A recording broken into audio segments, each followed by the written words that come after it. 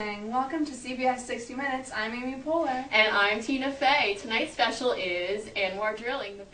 Tonight's first special is about facts One myth about the ANWR is the area needed to drill for oil in the Arctic refuge is about the size of an airport.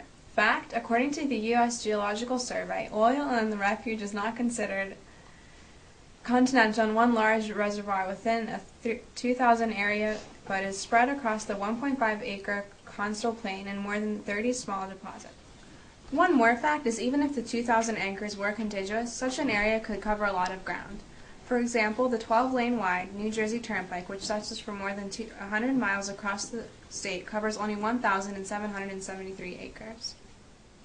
The so-called 2,000-acre limitation would allow oil development to take up so much area as the following items, which could be connected by a network of pipelines and roads: the 1,500 football fields, 20 Mall of Americas, or 52 airports. Is the oil field industrial sprawl on the north slope, including drill sites, airports, and roads, and gravel mines, have a footprint of 12,000 acres, but it actually spreads across an area of more than 640,000 acres, or 1,000 square miles.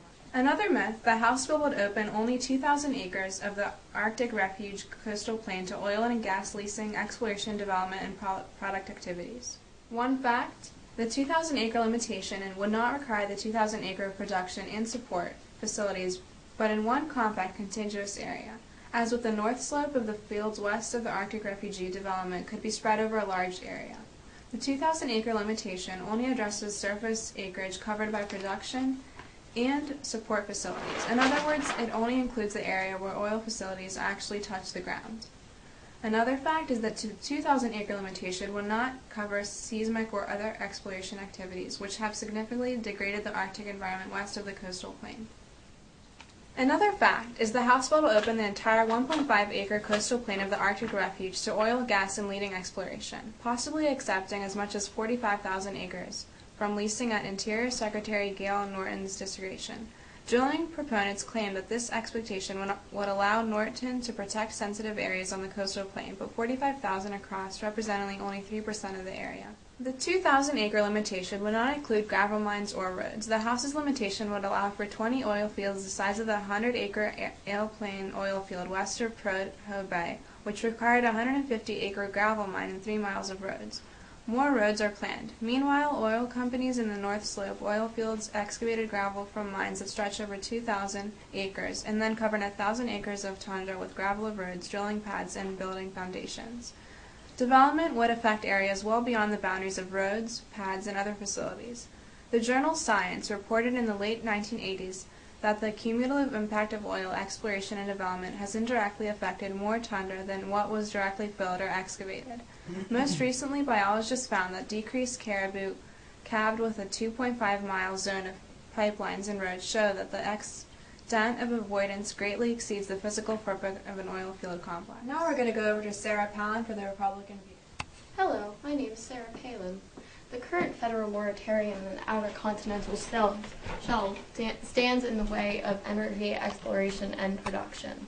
John McCain and I believe it is time for us to begin to use our own reserves in America. This will help the world to realize that we will no longer be subject to the whims of others. Can you stop now? This will help the world to realize that we will no longer be subject to the whims of others to expand oil production. There are trillions of dollars of oil in our emergency reserves. John McCain and I firmly believe that we need to keep our money in the U.S. and we need to lessen foreign dependency. And we also need to increase our domestic supplies and reduce trade deficit by 41%. This is due to oil imports. When Americans are hurting because of gasoline prices and food prices, what do we need? We need change. Common sense tells us this. This is a time for change. Thanks, Sarah Palin. Word up, G. And now for a short commercial break.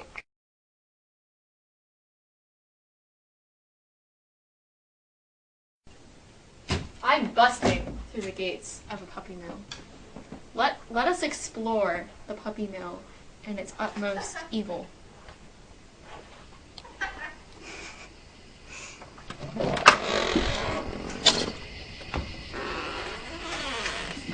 Let's take a walk. This is the size of a cage that 5 puppies would be held in and live their lives, their whole lives in which they are bred.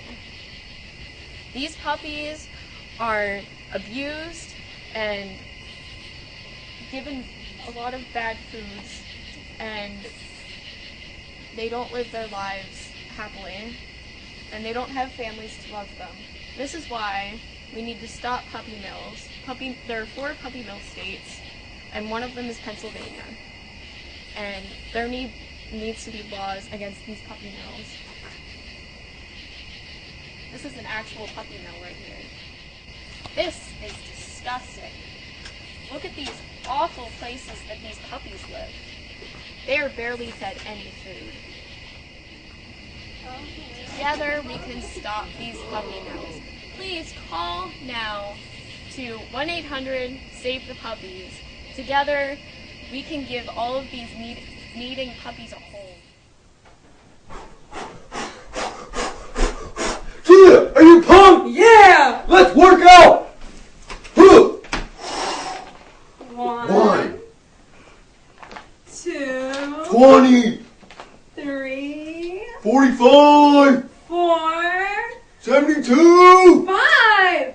Guess what we're doing? We're getting pumped. You know why? Oil prices is way too high. Gas is like $4. I ain't paying that. So we're getting pumped because we're walking to work now. That's right, America. Get up, work out. You need to walk to work. Walk to work.